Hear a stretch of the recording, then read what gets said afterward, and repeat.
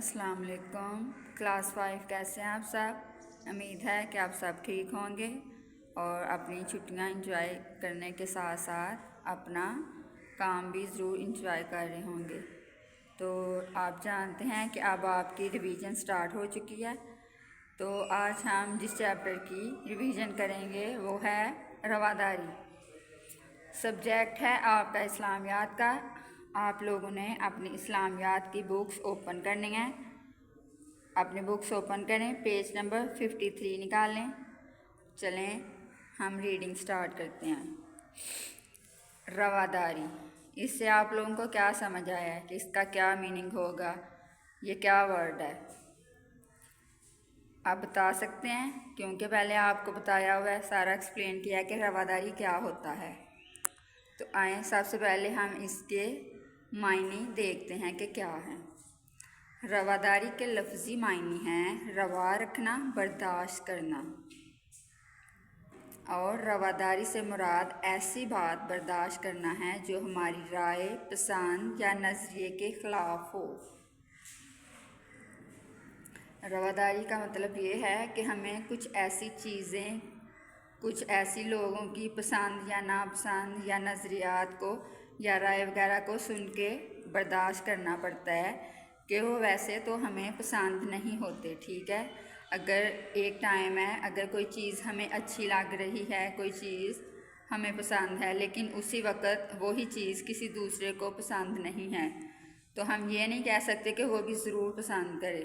वो उसकी अपनी मर्ज़ी है, वो अपनी मर्ज़ी से कोई चीज़ पसंद करने या ना करने में अपनी राय रखता है, उसका अलहदा नज़रिया है, उसकी अलहदा पसंद है। तो ये क्या है, हम रवादारी ये है कि हम किसी को उसकी पसंद, राय या नज़रिए के साथ कबूल करें, कि उस पर अपनी पसंद या नज़रियात मुसल्लत ना करें। तो अपना अकीदा, नज़रिया या राय अपनाने पर दूसरों को मजबूर ना करना क्या है, रवादारी कहलाता है।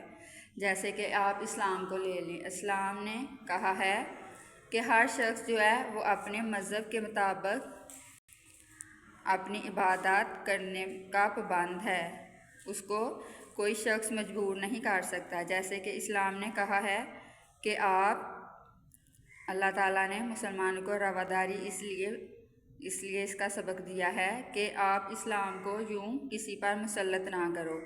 आप अपने रवैये से, किरदार से, अपनी आदत व इतवार से, अपने अमल से लोगों को बताओ कि इस्लाम जो दीन है वो हक़ पर है।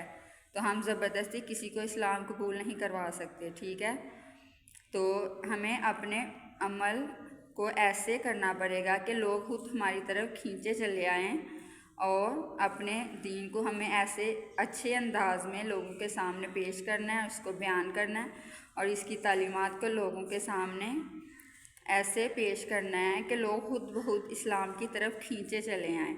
हम किसी को मजबूर नहीं कर सकते। तो कुरान मजीद में रवादारी के मुतल्लिक़ आयत है, सूरतुल बकरा की आयत नंबर 256 है, ला इकराहा फिद्दीनी। इसका तर्जुमा है, दीन में कोई ज़बरदस्ती नहीं है। वही पहले मैंने आपको बताया कि हम किसी को इस्लाम कबूल करने पर मजबूर नहीं कर सकते। हमें अपने अमल से उसको दीन की तरफ लाना है, अपने अमाल से, अपने अच्छे अखलाक से। इसके बरक्स मुसलमानों को ये हुक्म दिया गया है कि वो खुद दीन इस्लाम के मुताबिक अपने आप को डालें और लोगों के सामने पेश करें, ताकि वो खुद ब खुद इस्लाम की तरफ राग़िब हो जाएं।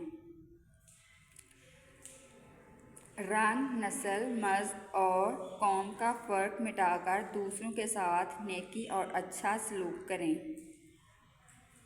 इस बारे में कुरान मजीद में एक और आयत है, सूरतुल माइदा की आयत है, आयत नंबर 8, और इसका तर्जुमा ये है, और तुम्हें किसी कौम की दुश्मनी हरगिज़ आमादा ना करे इस पर कि तुम अदल ना करो, अदल किया करो, ये तकवा के ज़्यादा करीब है। अदल क्या होता है? इंसाफ करना। जैसे कि क्लास है, आप क्लास की एग्जांपल ले लें। एक क्लास है तो उसमें 2 बच्चे हैं, एक क्रिश्चियन है और एक मुस्लिम है, तो उन दोनों में लड़ाई हो जाती है। تو ہم یہ کہیں، اگر ہم مسلمان ہیں تو ہم یہ کہیں کہ نہیں یہ مسلمان ہے تو ہم اس کا ساتھ دیں گے. اگر وہ غلط ہے تو اور کرسچن جو ہے وہ صحیح بات پر ہے تو ہمیں کیا کرنا چاہیے؟ عدل کرنا چاہیے. جو صحیح ہے اس کو صحیح کہنا چاہیے اور جو غلط ہے اس کو غلط کہنا چاہیے. تو یہ کیا ہے، ہمیں اس رواداری کے چیپٹر میں عدل کا بھی حکم دے دیا گیا ہے کہ عدل کرو، یہ تقویٰ کے زیادہ قریب ہے. تو تقویٰ کیا ہے؟ تقویٰ ہوتا ہے پرہیزگاری کرنا، کوئی اچھا عمل کرنا، نیک رہنا. نیکسٹ پیج پہ چلتے ہیں. آگے نیکسٹ پیج پہ چلتے ہیں تو اس میں رواداری اور سیرت رسول صلی اللہ علیہ وآلہ وسلم. تو اس میں ہمیں رسول پاک صلی اللہ علیہ وسلم کی سیرت سے بھی رواداری کی بہت زیادہ مثالیں ملتی ہیں. تو ان میں سے کچھ مثالیں ہیں جو ہم بیان کرتے ہیں، کیونکہ ویسے تو ان کی زندگی میں بہت سے ایسے واقعات، بہت سی مثالیں ہیں جن سے ہم سبق سیکھ سکتے ہیں اور لوگوں کو اپنے دین کی طرف راغب کر سکیں. لیکن ابھی اس چیپٹر کو مد نظر رکھتے ہوئے ہم اس کا تھوڑا ایکسپلین کریں گے تاکہ آپ کو بات سمجھ آ جائے کہ رواداری کیا ہے. تو حضرت محمد رسول اللہ خاتم النبیین صلی اللہ علیہ وآلہ آلہ وصحابہ وسلم اپنے دشمنوں اور غیر مسلموں سے بھی اچھا سلوک کرتے تھے. ایک دفعہ مکہ میں قحط پڑا تو اس وقت حضرت جو کفار مکہ جو تھے نا وہ آپ صلی اللہ علیہ وسلم کے دشمن بنے ہوئے تھے. تو جب ان کو پتہ تھا کہ حضور پاک صلی اللہ علیہ وسلم کی ہر دعا قبول ہوتی ہے تو انہوں نے آپ صلی اللہ علیہ وسلم سے درخواست کی کہ آپ دعا کریں کہ مکہ میں بارش ہو جائے اور قحط ختم ہو جائے. تو حضور پاک صلی اللہ علیہ وسلم نے ان کے لیے دعا کی تو پھر بارش ہو گئی تھی. اس کے علاوہ ایک اور واقعہ ہے کہ ایک دفعہ نجران کے عیسائی ایک وفد کی صورت میں حضور صلی اللہ علیہ وسلم کے پاس مدینہ منورہ آئے تو آپ صلی اللہ علیہ وسلم نے انہیں اسلام کی دعوت دی، لیکن انہوں نے اسلام قبول نہ کیا. تو اس بات پر یہ ہے کہ حضور پاک صلی اللہ علیہ وسلم کا تو کام تھا کہ دین کی تبلیغ کرنا، لوگوں کو اسلام کی طرف لانا، لیکن آگے وہ کسی کو مجبور نہیں کرتے تھے. وہ ہر شخص کا اپنا عقیدہ ہوتا ہے، اس کی رائے، اس کے نظریات ہوتے ہیں، اس کی عقل اور سمجھ بوجھ پر ڈیپینڈ کرتا ہے کہ وہ کس چیز کو لیتا ہے، کہ وہ کون سی چیز اس کے لیے صحیح ہے. تو انہوں نے اسلام قبول نہ کیا، لیکن حضور پاک صلی اللہ علیہ وسلم نے ان کے ساتھ کوئی ایسا سلوک نہ کیا کہ جس سے وہ ان کو یہ لگے کہ اسلام جو ہے وہ دین حق نہیں ہے. اس کے علاوہ آ جاتا ہے رواداری اور خلفائے راشدین کا طرز عمل، کہ ان کے طرز عمل کیسا تھا. خلفائے راشدین کے دور میں غیر مسلموں کو مکمل مذہبی آزادی اور حقوق حاصل تھے. خلفائے راشدین نے اپنے گورنروں اور سپہ سالاروں کو دوسروں کے ساتھ رواداری کا حکم دیا تھا. کہ خلفائے راشدین کے دور میں بھی جب اسلام دور دراز کے علاقوں میں پھیل رہا تھا تو ادھر مختلف گورنر اور سپہ سالاروں کو مقرر کیا جاتا تھا. تو ان کو ساتھ یہ بھی کہا جاتا تھا کہ وہ کفار کے ساتھ یا غیر مذہب کے لوگ ہیں ان کے ساتھ کوئی ایسا سلوک نہ کریں کہ جس سے وہ اسلام دشمن بن جائیں، ان کے ساتھ بھی رواداری کریں. آگے آ جاتی ہیں رواداری کی حدود، کہ رواداری کی حدود کیا ہیں. رواداری اسلام کے مزاج میں شامل ہے، لیکن اسلام کسی کو یہ اجازت نہیں دیتا کہ وہ مسلمانوں کے دینی معاملات میں دخل اندازی کریں. اس کا یہ مطلب ہے کہ اسلام اسلام جو ہے وہ دین حق ہے، ٹھیک ہے. اس کی تعلیمات جو ہیں وہ قیامت تک کے تمام لوگوں کے لیے رہنمائی کا ذریعہ ہیں. تو ہمیں چاہیے کہ ہم اپنے دینی معاملات میں کوئی غلط بات جو ہے وہ برداشت نہ کریں، اپنے دین کی حفاظت کے لیے ہر وقت تیار رہیں. تو حدود میں یہ بھی ہے کہ جو دوسرے غیر مسلم ہیں، جو ایسے لوگ ہیں، ویسے تو وہ اپنے مذہب پر عمل کر رہے ہیں، وہ ان کا اپنا عقیدہ ہے، لیکن وہ یہ نہ کریں کہ اس بات پر نہ اتریں کہ دین اسلام کو نقصان پہنچائیں کہ آپ کا دین صحیح نہیں ہے.